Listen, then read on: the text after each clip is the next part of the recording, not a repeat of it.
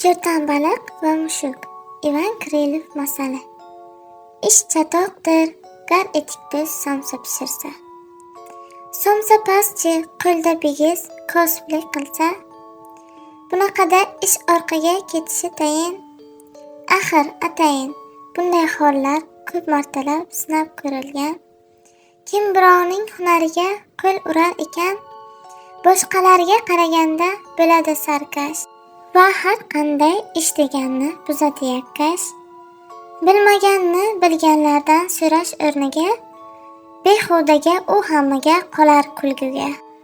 O'tkir tishli chertan baliq qildi-ku orzu, mushuklarning hunarini egallasa u.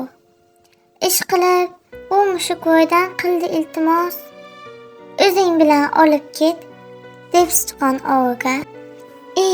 Qo'ysangchi, bilasanmi bu ishni biroz, der mushuk unga. Tag'in yana kulgi bo'lib, o'tirma oshnam. Qo'yaver og'aynijon, sichqon ekan-ku. Undan katta baliqlarni ovlaganmiz biz. Unday bo'lsa qani ketdik, yo'l olishib tez. Ombordagi sichqonlarni poylashdi ikkov.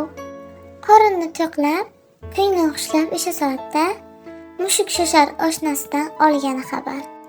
Qarasaki, chertan yotar og'ir holatda. Bo'g'ilgancha og'zini kap-kap ochar u yumar.